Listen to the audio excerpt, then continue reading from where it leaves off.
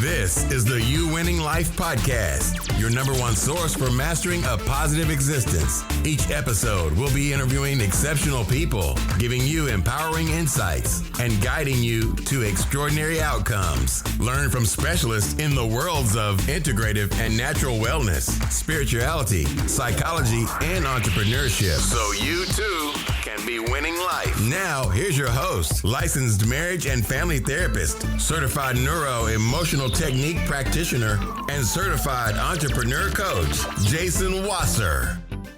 Hey everybody, welcome back to the You Winning Life podcast. I am your host, Jason Wasser. I am here in South Florida, and my guest, probably to date, is the farthest away guest I've had.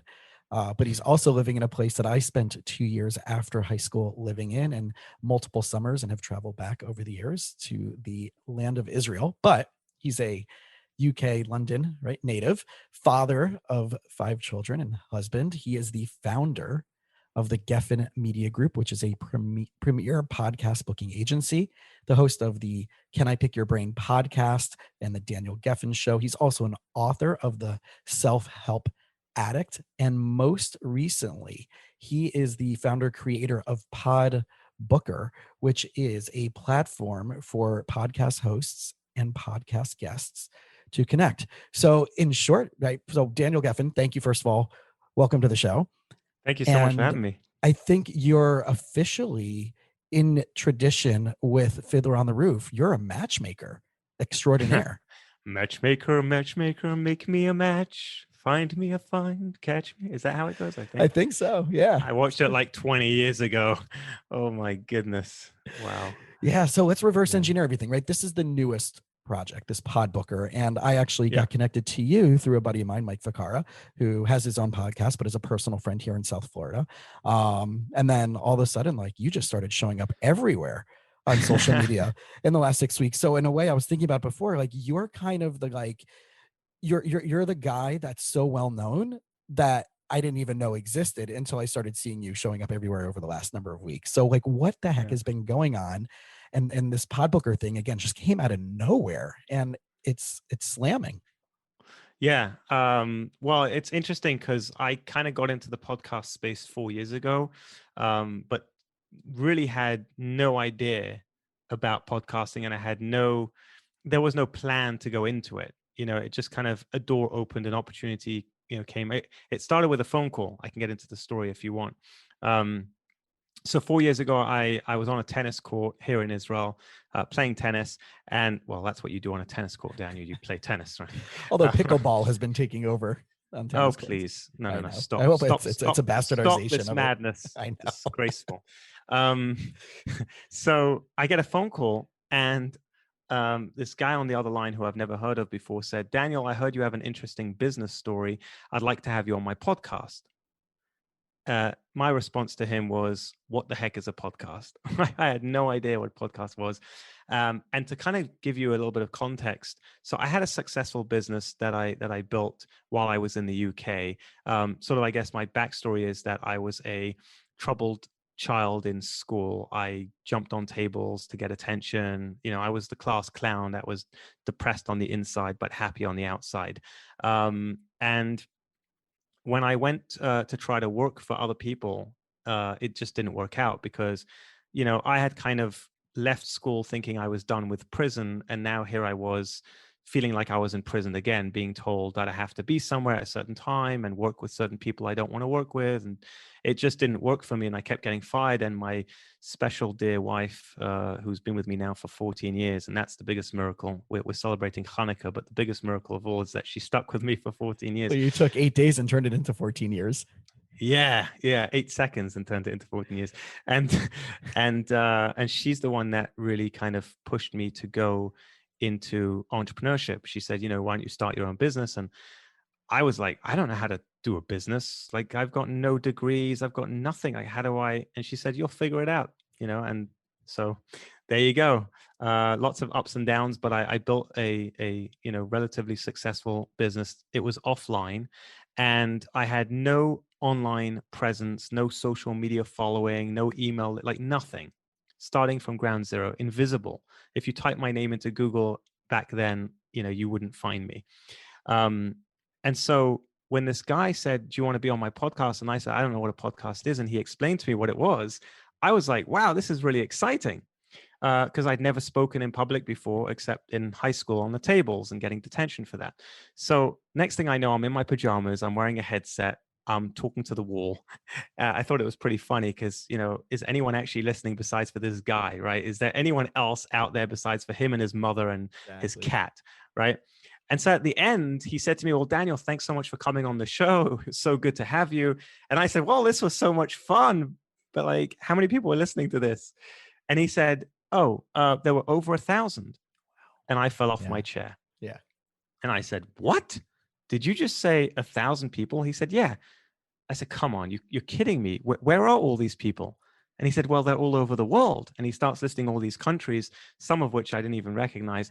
I'm like, this is insane. I need to get into podcasting, right? Because if you think about it, some of the biggest speakers, they get up on stage, and if there's 1,000 people in the crowd, that's a packed crowd, right? Right. So I decided I need to go all in on this podcasting thing. So 2 weeks later, I start my own podcast called Can I Pick Your Brain?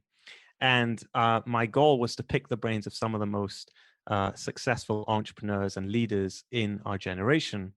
There were just two problems, Jason. One, I didn't know any successful leaders to interview. Small little problem, right? No one to interview. And two is, how do I get people to listen to this? Because remember, I had no following, no social media, nothing. Sure. So that's when I had my first light bulb moment that went off. And I said to myself, do you know what? That guy had over 1,000 people listening.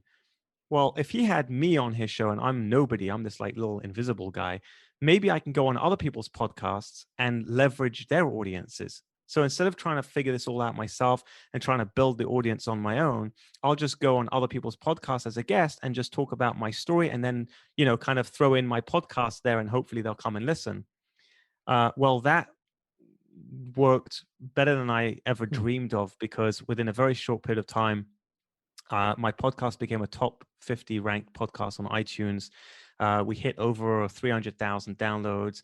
I ended up interviewing 4 billionaires, the smartest man alive, the US memory champion, the leading hostage negotiator for the FBI, New York Times bestselling authors, and a whole host of other big name people you've probably heard of. Right. And then I wrote my book, The Self-Help Addict, which then became an international bestseller. And this all happened just by getting on podcasts. So that's the first sort of half of the story. The second half explains how I got into the business side of it. So I started getting bombarded with emails from PR agencies and, basically entrepreneurs trying to get on my podcast, right? They're trying to get they're either getting their clients or themselves on my show as guests. And I just kept sending them all to spam because they were really bad, right? Number one, they didn't have a relationship with me. Number two, they didn't know how to position themselves in the right way. They all sounded the same.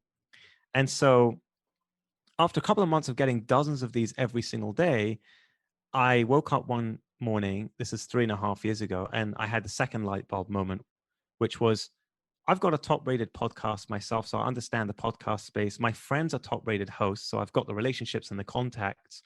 I've been a guest on over 60 podcasts, so I know what a guest is supposed to position themselves as. And I've interviewed over 150 high-profile guests, so I know how to position the guests in the right way so that top-rated hosts are going to want them. Why don't I start my own podcast booking agency? That's how Gefen Media Group was born. And then we ended up working with many different authors and entrepreneurs to get them on the top podcasts. And then I had the third light bulb moment about a year ago, when I realized that I was only serving a very small market, because there's only so many people that can afford to spend thousands of dollars on a podcast booking agency. But there are probably, I would say, millions of people out there that want to get booked as a guest on podcasts, but they don't know how to find the podcast. How do they reach out to them? Where do they find their email address? How do they, prevent getting lost in the inbox and getting sent to spam? Like, how do they get them? And then on the flip side, I'm only working with the top 250 podcast hosts.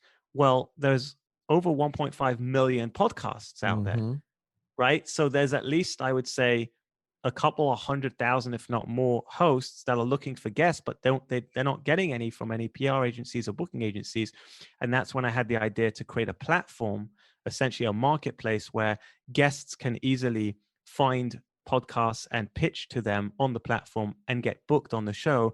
And hosts can set up a profile and find guests and invite them on the show. And that's podbooker.com. It's amazing. It's so simple because for the last year and change, I started mine a summer and a half ago. And it was, the whole process was so difficult and so challenging to like, thankfully I leveraged my network. I was introduced to, happened to be a billionaire who runs a program called Business Finishing School, which in my backstory was like, I'm the therapist, very similar to you. I barely graduated high school. I had a 1.8 GPA, which I'm not sure if they do the same rankings in the UK. But I barely graduated, ended up spending time in Israel. So I had no clue what I was doing, but I knew that I, eventually was going to be a therapist. And my network was just like mental health professionals and alternative medicine practitioners, but it wasn't like entrepreneurs and business people.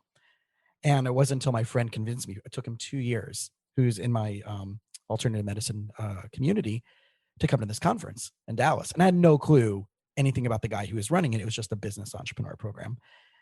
And my mindset changed overnight about looking at myself. Like you said, like, I'm not an entrepreneur. Like this, it triggered something in me. And all of a sudden I started seeing this network of people that were like on purpose. They were in alignment with their core values. They were ethical people. They were making money and they were doing good things. And like, I grew up in South Florida where like, if you have money, you're probably not going to be the world's nicest person, especially where, I grew up in the area that I lived in. And so I always created that relationship between that.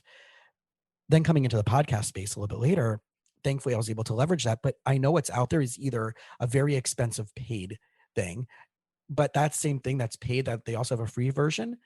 It's not a simple platform to use. It's an email list and you have to apply the same information you have to put in every single time. So you have to save it somewhere, copy paste, and it takes like 8 minutes per profile. It's a directory, right? It's a directory.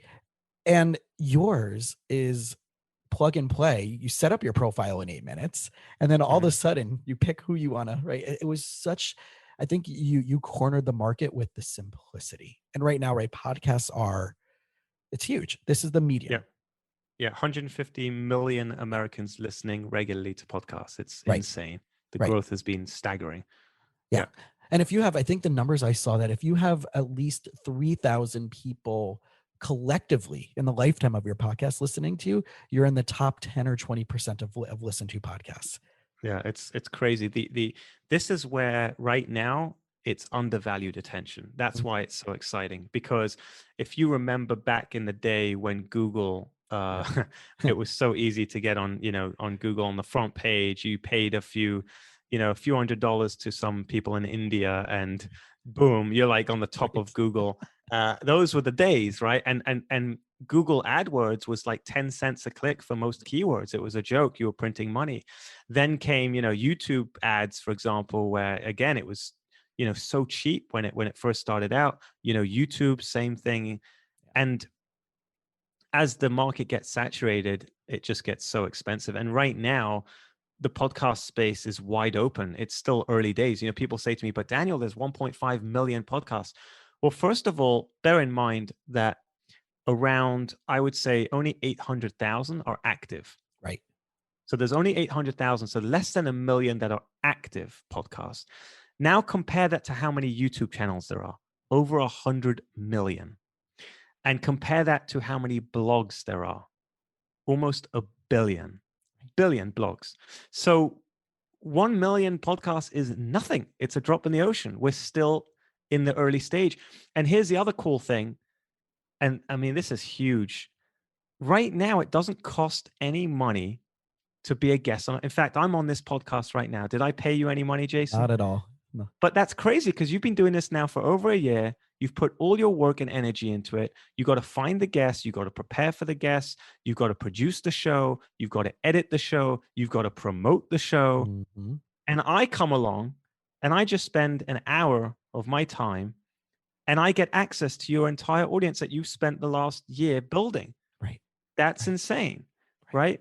But that's going to change. I predict that within the next 6 months to a year, podcast hosts are going to start charging their guests because, why not? You're giving them a free platform. You're giving them access to your audience. You're doing all the work, right? And so I've actually seen it happen already. There's a trend being set. Well, John Lee Dumas does that, right? He's exponentially expensive to be on his show. $3,500 to be a guest on John Lee Dumas's podcast per guest, right? $3,500. And I've seen many other hosts now charging at roughly around $500, $1,000. You do the math. If you're on 10, 20, 30, 40, 50 podcasts, that's going to be very expensive. Right, that's your marketing budget right there for some companies. 100%. Well, now, if you're a solopreneur, if you're an entrepreneur, if you're a small business and you don't have that kind of budget, now's the time to really take advantage while it's still free, right? To get on podcasts. It's incredible. Well, one of the things I'm seeing, especially in the different podcast groups on Facebook, is someone joins a community and they're like, well, I've been thinking I should make a podcast. What should I do it on? Right? Over and over and over again, I see that question. Yeah. And it's frustrating, right? Because I see it one as a therapist and right, what else is going on in their backstory of like, what else haven't they figured out? And what is like, what is it that's compelling them to want to do it? Are they jumping on the bandwagon, or can they provide value in a different way than someone else is? But it's also the same way that I'm working with my clients. One of my old clients returned to me last week after I'd not seen them for a year and a half. And we switched from actually therapy to coaching. And they have a really amazing life story and they wanted to leverage that. And I'm like, okay, well, let's find the XY apex. What are you really, really amazing at that you can, right? And what's the way you can make money on that other people will want to pay you to do? It's the XY at, right? And find that little apex in between.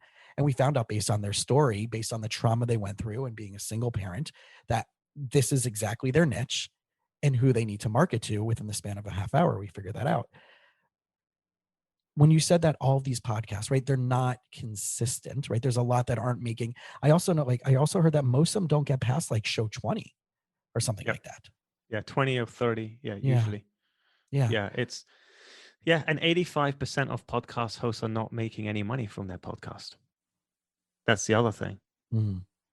Should they? Should they? Yeah. Meaning if they're looking at it, like for me, like I see it as a marketing tool. I see it as me getting in front of amazing guests like you. And in a way, I'm being a little bit selfish and like, like how would I have access to them in the first place if I didn't have this platform? Yes. Right. Yes. There's lots of benefits to it for sure. 100%. Yeah. But the marketing side for me, it's been like more of the perspective of, I just want to put good quality stuff out there. And obviously I'm one of a few therapists here in South Florida that are doing this with this, these 4 areas that I'm passionate about: the psychology, the spirituality, the natural and alternative medicine, and entrepreneurship, and weaving those together. And that's the brand of my practice. But I know a lot of people aren't looking at it as a financial thing, but then there's people going in, I'm going to make money. I'm going to quit my job in 3 months. Right. So that's the wrong way about it. Right. For sure, if you're quitting your job and you think you're going to start a podcast and you're going to make a full-time living within less than a year, no, don't do it. 100%. My podcast, I've been podcasting now for 4 years. I haven't made money directly on the podcast, like from sponsorships, but I've made a lot of money because of the podcast. Right. What it's done for my career, I could not put a value on that. Like I just can't. Like PodBooker.com, Gefen Media, the connections that I have now with all the guests that I've had on my show, I've basically become a mini celebrity in this space. Right. And that is, I get on calls with people, Jason, and I don't need to sell. They're like, oh yeah, Daniel, I'm ready to sign up. Just sign me up. I've already followed you. I've seen the guests you've had on your show. I've listened to you on podcasts. Like, it's the best thing when someone says, I've heard you on a podcast. I'm basically ready to sign up and work with you. I don't need to do anything. Like they already know me. It's the weirdest thing. They're like, yeah, Daniel, I hear you when I'm in the toilet. I'm like, that's a bit weird, man. You did not need to share that with me. It was like, I had one guy who, I can help your life and I can help your bowels. That's really, I had one guy who was going cross state, like cross America. It's like, I don't know how many hours that is, but that's a long trip. And he binged my podcast back to back, episode after episode. And I'm just like, that's just insane. But that's what Right. people are doing. They're Yeah. binging content. Well, that's what Pat Flynn calls the super fans, right? You're taking people who have already bought in, you're creating a community around those people, which is what I think you're really doing with PodBooker. You're right now. And my guess is, and you'll share this if you can and if you will, about what's the next steps for PodBooker, right? The community that could come out of that, right? I know there's Podcast Movement, which is an incredible community. I've attended their conference pre-pandemic. 4,000 people. Like, it blew my mind. I was into episode 2 or 3 just launched. And I have literally best friends that I met that weekend that I've now collaborated with. My buddy Pablo Gonzalez. We did a retreat at his family's house in North Carolina for a bunch of other young entrepreneurs, a weekend retreat before the pandemic hit in. And that came out of a connection from Mike to this, right, that we've met through. My buddy Pablo is going to this conference. You guys should meet. Pablo said, we're meeting tonight. We're getting a bunch of people together. And I met this whole crew of people that have become really good friends. So I think right. So what's the next steps for PodBooker? Yeah. So for PodBooker, the goal there is more, I want to focus on people who are looking to really get their message out and get their brand out, right?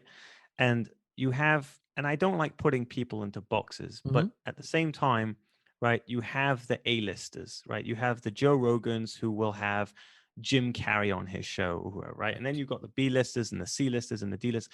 You got a lot of people who are sort of just starting out. And they just want to get, how do I get to, D level? How do I get to C level? How do I get on the bigger podcast? How do you grow? And I feel like the big picture for PodBooker is that my goal is for someone to join PodBooker at first, just get on a couple of small podcasts just to get their name out there, get their message out, start creating relationships, start building their email lists, start, growing their audience and their super fans. And then what happens is, as they get on more shows, they get on bigger shows because it's a small world. Everyone knows each other. And then they're like, oh, you should definitely go on my friend's podcast. And then you go on their podcast. And that's how it works. And what we've built into the platform recently is that you can get reviews from hosts. You can actually reach out to a host and now say, hey, Jason, which you'll probably get after this interview with me, you'll get a message on PodBooker saying, Jason, Daniel wants you to review him as a guest. And of course, hopefully, Jason, you'll leave me a nice review. And then what happens then is, of course, when hosts look at your profile, they'll see, oh, wow, this person has, 15 5-star reviews from all of these hosts. And, oh, I know that host. Yeah. Oh, my goodness. If he says or she says that Daniel's a great guest, well, then I've got to have him on my show.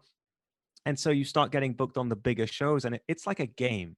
Like, imagine a game where you just sort of unlock the next level. So the goal for PodBooker is really to sort of gamify the sort of branding experience, like to become you're taking that Yelp experience with that LinkedIn experience and tie it into to make it really that interactive and engaging. And there are people on there that have reached out to me, and at the beginning of my podcast, I would have probably booked them out.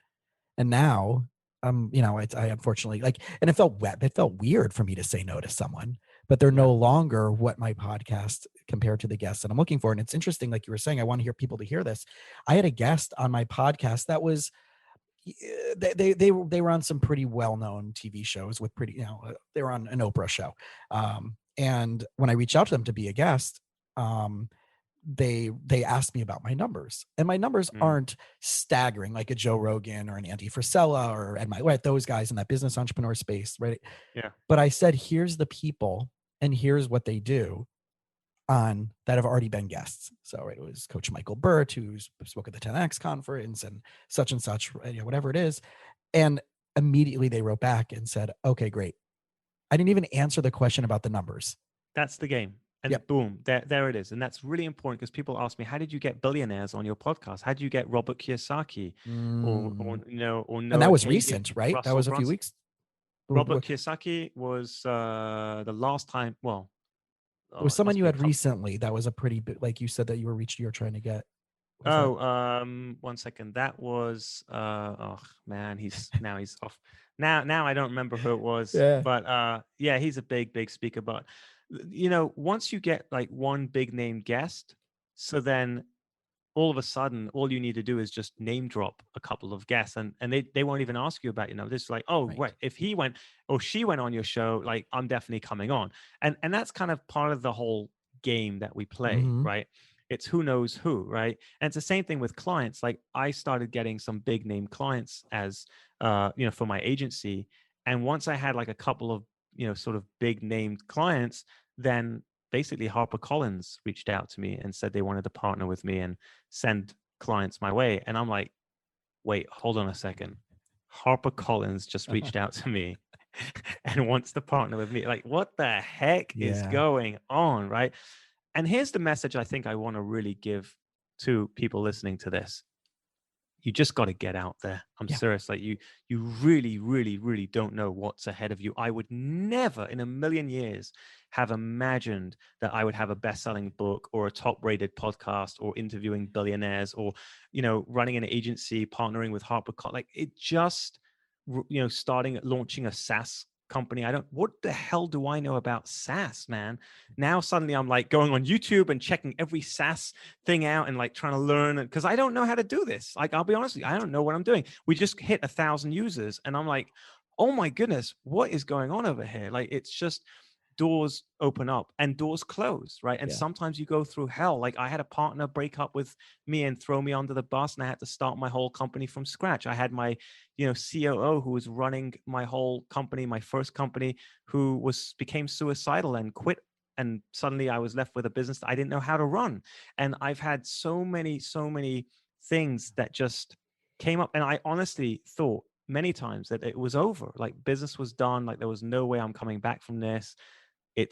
And then you just somehow manage. And I really believe that, after every major down is a breakthrough. Like, there's breakthrough right at the end of it, and you just have to keep going. Well, resiliency is in your DNA. Yeah. Right. With the shared story that we have of our families going through the Holocaust in Nazi Germany. But can you share a little bit about that with everybody? Sure. So, I go on a lot of podcasts, and sometimes I get asked the question, Daniel, who's your biggest inspiration of all the people that you've interviewed? And, because they're obviously expecting me to say someone famous that I interviewed. Unfortunately, I can say that some people I've interviewed who were famous and who I looked up to, let's just say that I didn't have much respect for them after I interviewed them. Because my interview style is kind of, I dig deep. I like to kind of cut through a lot of the fluff, and I'll provoke, because that's kind of how, in a way, what makes a great host is someone who's comfortable enough to kind of really ask the tough questions that the audience really wants to hear. But the guest, especially the famous ones, don't necessarily want to go there, because they've got a script, right? They follow their script, and they kind of have their agenda. So when you throw them off, and you throw them a curveball. So I had one guest, and I'll name him. So Robert Kiyosaki, the guest that I mentioned earlier, I threw him a couple of curveballs. He did not like it. And it ended up, let's just say it ended up with a train wreck on his end. People wrote to me saying, Daniel, I cannot believe, I've never seen this side of him. Like, this is insane. Crazy. Yeah. Crazy situation. So my answer, though, is my biggest inspiration is my grandfather. More than anyone I've ever met or interviewed or heard about. And the reason why is because my grandfather was in 18 different concentration camps from the age of 13 till 18. So for 5 years, he was in various different concentration camps. We don't know much, unfortunately, because he very rarely spoke about it. What was really special about him was that he always smiled, and you would never know that he went through hell. He was always smiling, and he was always serving people. He was always looking to serve people. But the few stories that we heard from him are just mind-blowing. So one story that he shared was that he was standing in line, and they basically shot everyone. including his whole family. So he watched, unfortunately, his parents and siblings die in front of him. And the bullet hit him in the shoulder, and he dropped down and pretended to be dead, and was buried alive, and then waited to climb out. And then he managed to run, and they found him, and then they tried to hang him. So he actually had the noose around his neck, and he said a little prayer. And as he said that prayer, the sirens went off, and it was a false alarm, but they thought it was a real thing. So they ran, and my grandfather was able to escape and run into the forest. And then they caught him and hung him again. So he was hung twice. And again, he said a prayer, and I guess it just wasn't meant to be, because the sirens went off again. And that time he was liberated. So he was just a living, walking miracle. At one time, he was by the gas chambers, probably about 10th or 10th in line, somewhere very close to entering into the gas chamber. And next to him there was a Nazi whose horse defecated on the boot of the Nazi. And so he turned around to the person closest to him, which was my grandfather, and said, "Get out here, you dirty Jew, and clean this up." So my grandfather came out of the line, bent down and cleaned up the shoe, and then the Nazi sent him away. So he was essentially saved by horse poop. I actually shared this story with someone, and they said, "Daniel, you realize that sometimes when you're cleaning up crap, it could actually be, saving your life." So sometimes we're in that situation. And the thing about my grandfather is that he didn't give up, like he didn't give in. He came out of the Holocaust with nothing, and I mean literally nothing, like no money, no relationships, no friends, no family, no connections. He didn't even speak the language, nothing, and just built himself up from scratch, and spent the rest of his life just wanting to serve others, and did it with a smile on his face. And to me, that's the epitome. And the resilience in this, right? As I was mentioning before, like we have all of these tools today compared to what our grandparents had. And my grandfather, after he survived, he came over to Scranton, Pennsylvania, and opened up a furniture business and married my grandmother. And then the family business came here subsequently that my siblings and my father are running. But right, there was nothing. There was no community. There was most of the families were wiped out. Most of our families were wiped out, and they had no choice but to start over. But that theme of resiliency, I think, really is something that I want everybody listening to this episode to take into consideration, because we have so many free. Facebook is free. If you're like, I don't know how to start a podcast, then do a Facebook Live. If you don't know how to do, right, then do an Instagram, right? And then you can download that off your Facebook and then upload that to a podcast platform eventually, right? And just save it on your computer. Like there's so many ways that like this idea of like, I don't know how to do it. I don't know how to be successful. I'm going to give up. Like it's in a way, it's a slap in the face to the capabilities that we really have if we do give up too early. And I know that, like I've been there. Like this is the first, like we're in the middle of a pandemic. I closed my office mid-March. I moved out of my office in June, the end of June. But as scary as this is, and I don't take this for granted, this is the first time in my life I have not worried about whether I'm going to pay my bills or not in my life at 42. Being on scholarship since I was 18 and being on my own since I was being a scholarship student, being on my own since I was 18 financially. This is the first time in my life I'm not worried about what's going to happen, because I know I've built up using these tools, social media, marketing, my podcast, the brand of my identity. And 2 weeks ago, my main Instagram page with a couple thousand followers got shut down randomly.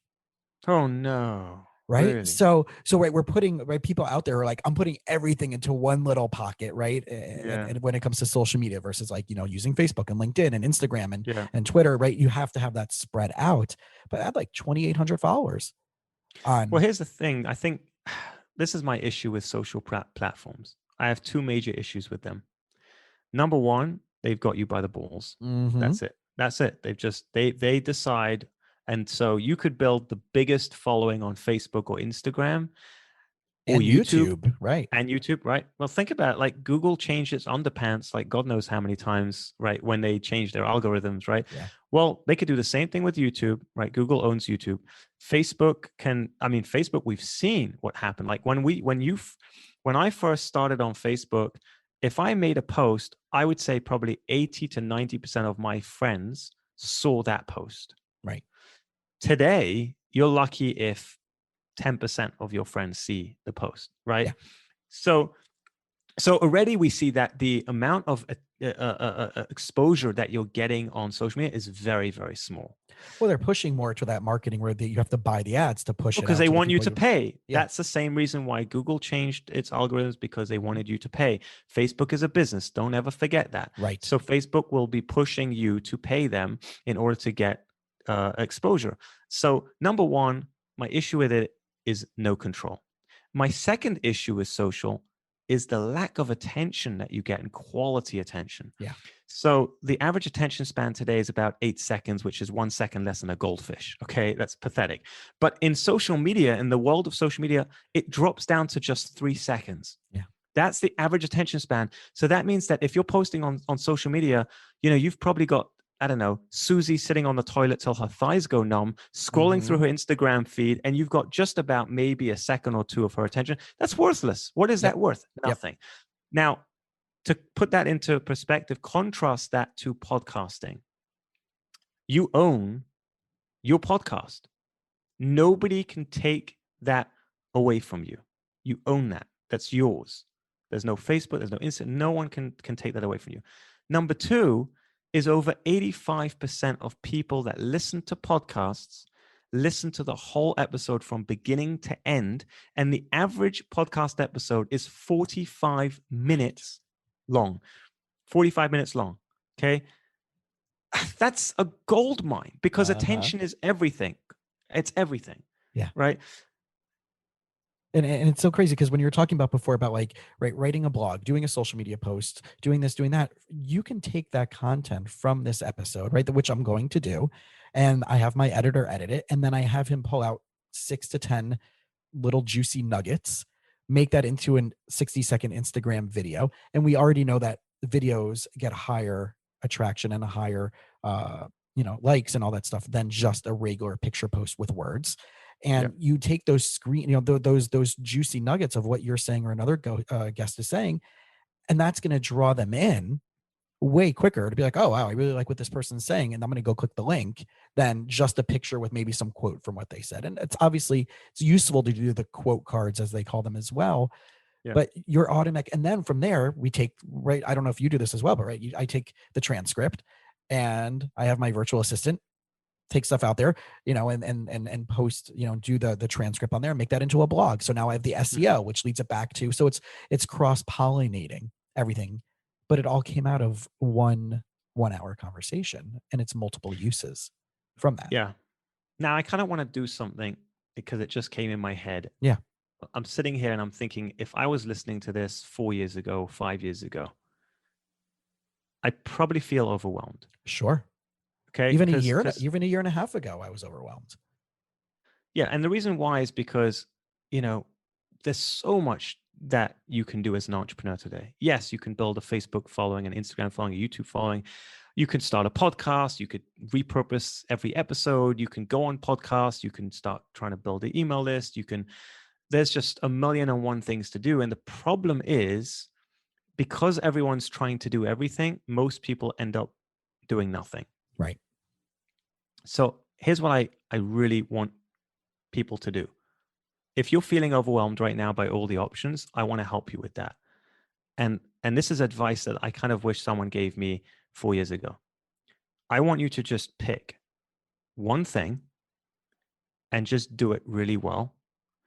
And I'm saying this, you don't have to sign up to PodBooker. You can go do it another way. I'm not saying this just to pitch my platform. I really mean this. Go and get booked as a guest on podcasts. Get out of the comfort zone. A lot of people are afraid, but trust me, I hated the sound of my voice when I started. I couldn't listen to it.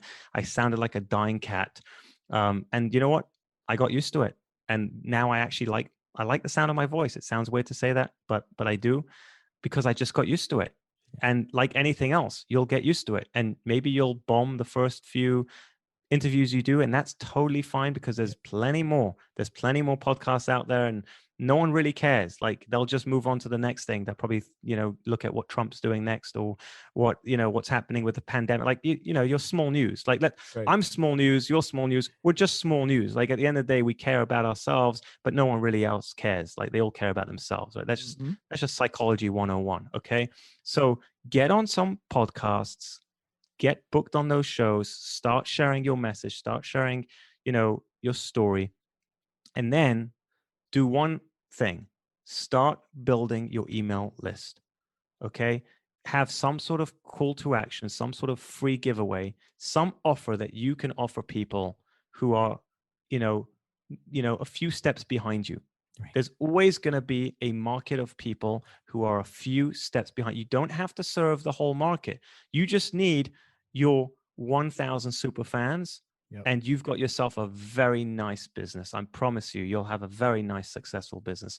But I want you to get super, super focused on just building that email list, because here's the thing. Like I said, social media is great, but it's so noisy and you have no control, and there's such little attention on there. Go away from that. Go to where there's undervalued attention. Right now, that's podcasting. Build up your list. Get people to sign up to your email list. Nobody can touch your email list. It doesn't matter what happens in the world. You will always have your list. And your list is going to be the most valuable asset you own, because anytime you want to sell anything, your list of superfans will buy from you, because they love what you're doing. They love your message. They relate to your story. And that's what it's all about. You go on podcasts, you make an emotional connection by sharing your story, get very relatable. Okay. You're speaking the language of the people that you can help. Get very clear on your messaging. What is the one thing? Don't give me 10. Don't give me 5. Don't give me 3. Give me one thing that you're going to help me with. And you're going to help me with it because you've been through it yourself. Give me one thing. Okay. And then make me a promise. Give me a value. Make it easy for me to just sign up. Now you've got my email list. Now we're friends. I look up to you. Now give me value.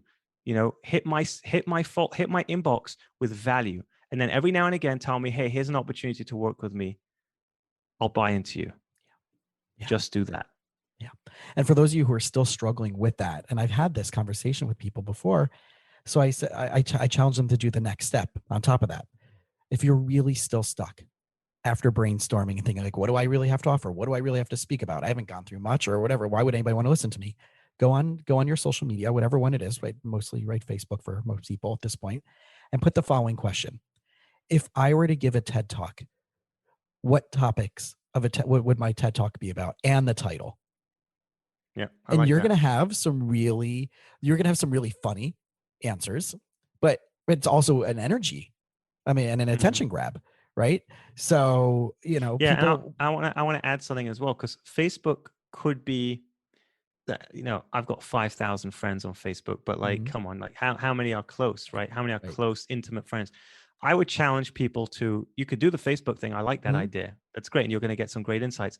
But if you want to go even deeper, go to your phone, okay, and text 50 of your friends, like text 20 of your close friends and ask them the question. Because there you're going to get deep. They're going to go deep and they're going to tell you, because the thing is we always, as humans, we're kind of, we underestimate ourselves. We're going back to what you said, Jason.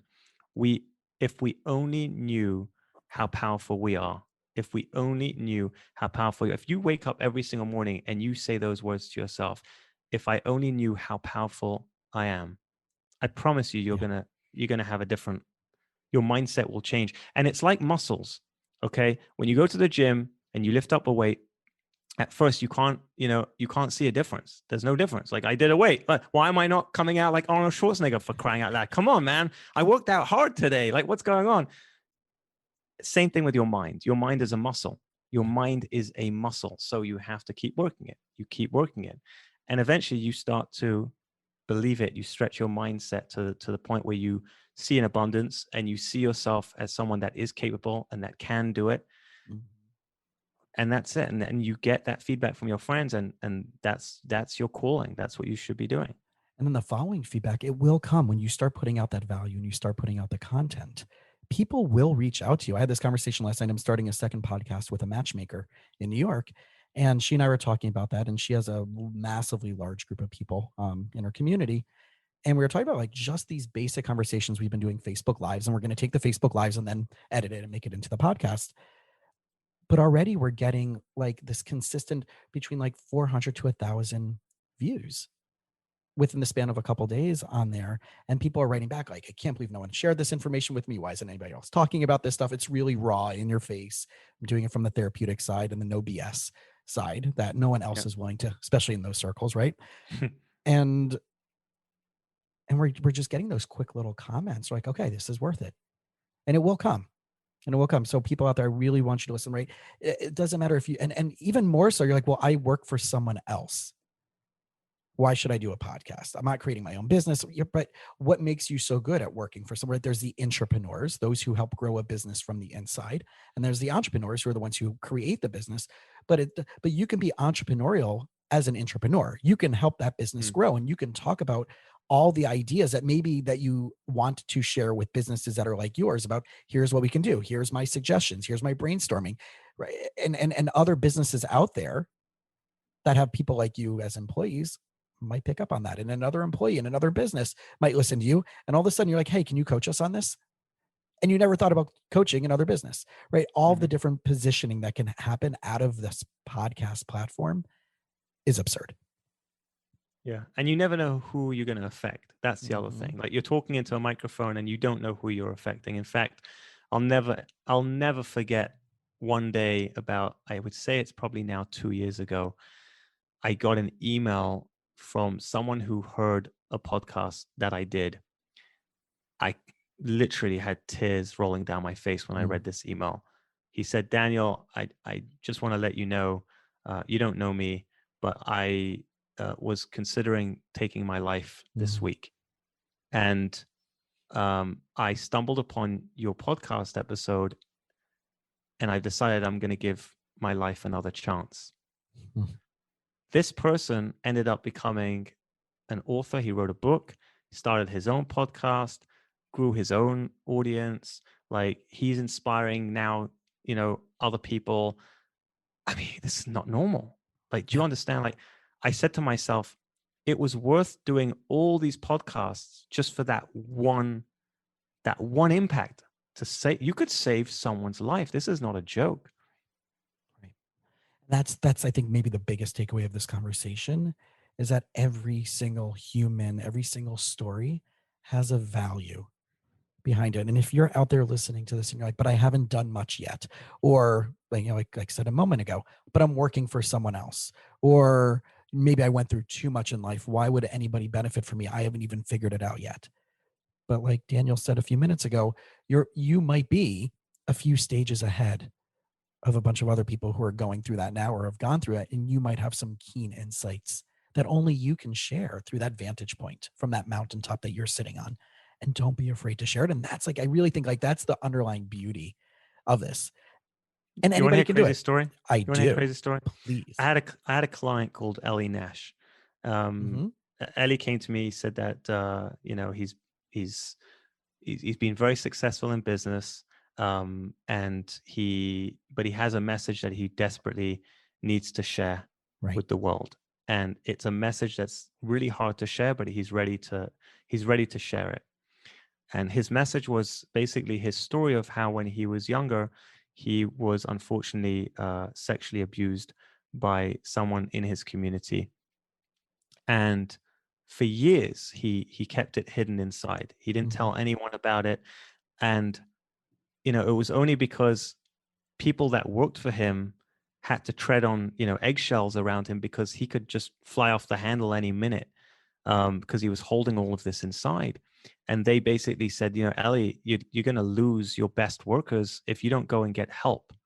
Okay. And this is someone who is running a very big corporation doing hundreds of millions of dollars. So he went to a therapist, and he didn't say anything to the therapist. He kind of just, danced around the real elephant in the room, like his issue. And the therapist kind of said, were you sexually, abused when you were a child? Right. And Ellie said, how the hell did you know that? And the therapist said, well, I've been doing this for a while. Yeah. Yeah. But he said to Ellie, he said, the only way to really, get better is to find this person and really, have a conversation with them. And he said, there's no way I'm doing that. Like, I can't face, my this, Yeah. Perpetrator. this person perpetrator. Yeah. I can't do that. And his therapist said, well, that's the way you're going to get freedom. And so eventually Ellie found the courage to find this person. He had to kind of, hunt him down. And he wrote him a message and said, I'd like to sit in a room with you and just talk to you. And of course, this person said no at first, but then Ellie said, look, I'm happy to have my therapist in the room, a third person. It's going to stay in the room.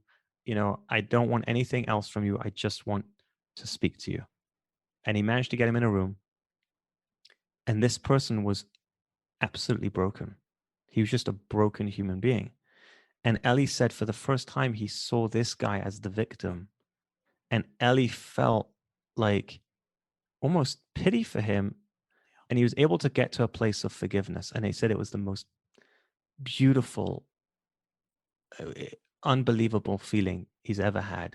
It was so liberating. And he became so strong and so powerful because of it. And I got him on some big podcasts. And this is the crazy part of the story.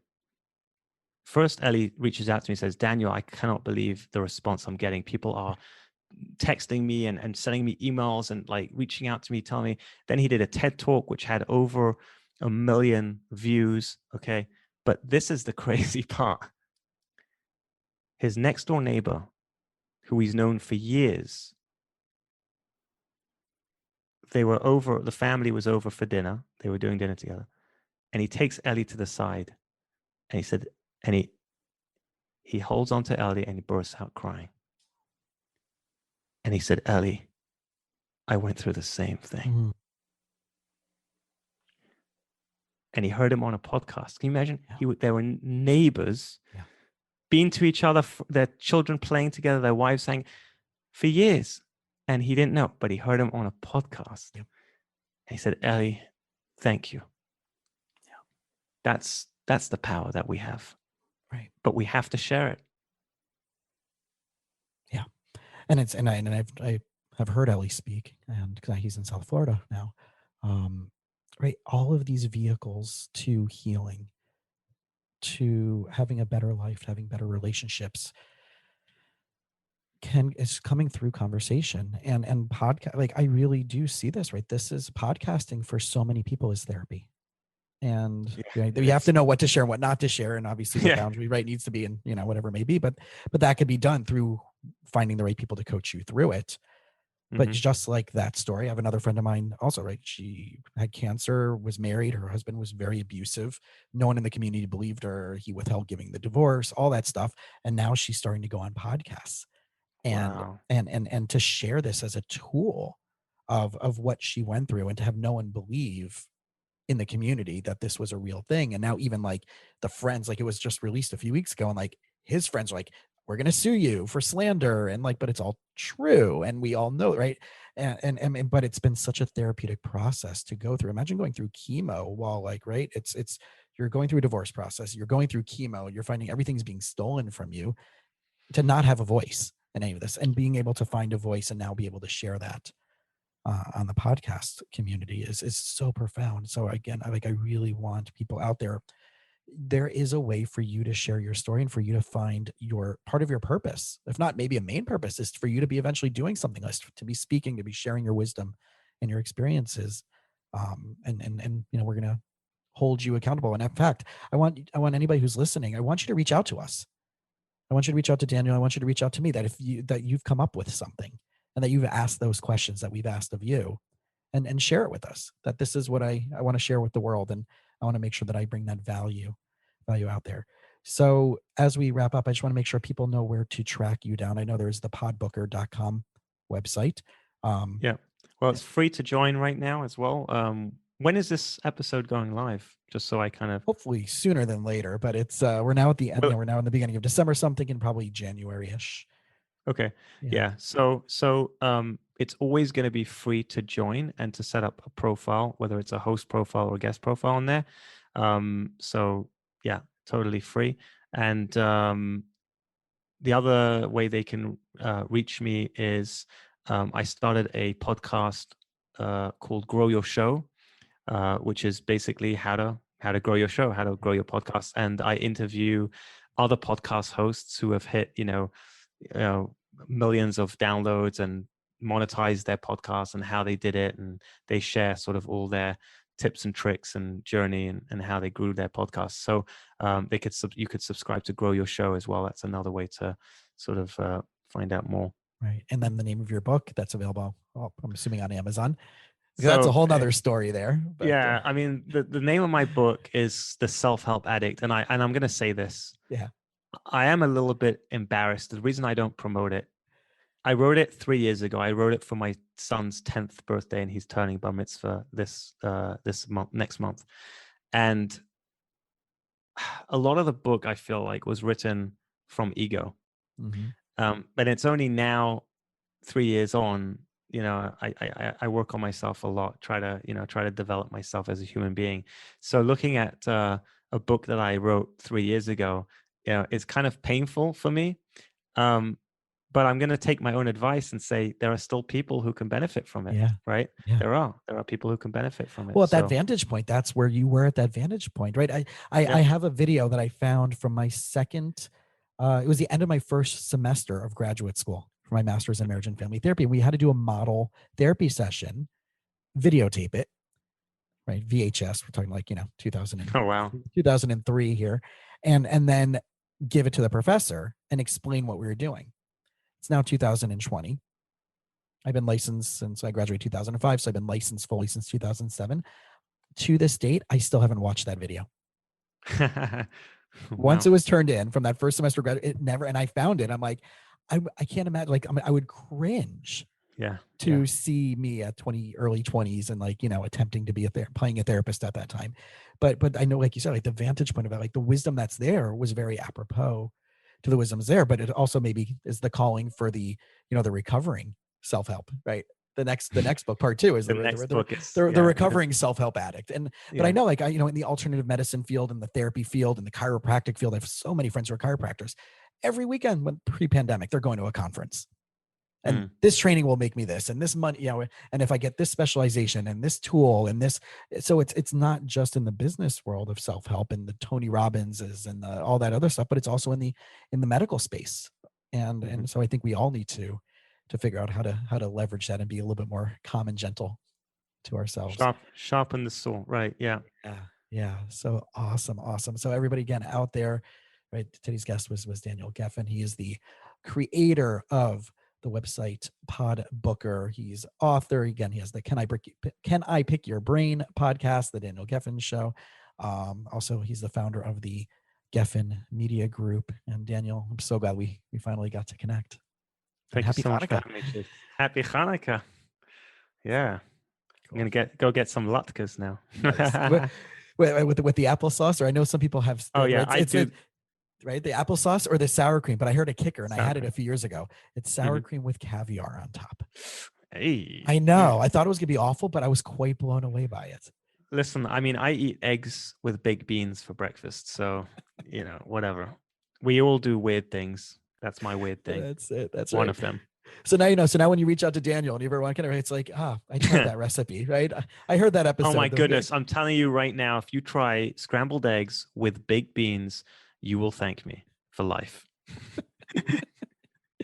That's it. That's what you got to do, guys. All right. So that's it. You get nothing else from this podcast. Nothing else, right? That was the only the value tipping point that we got from this one.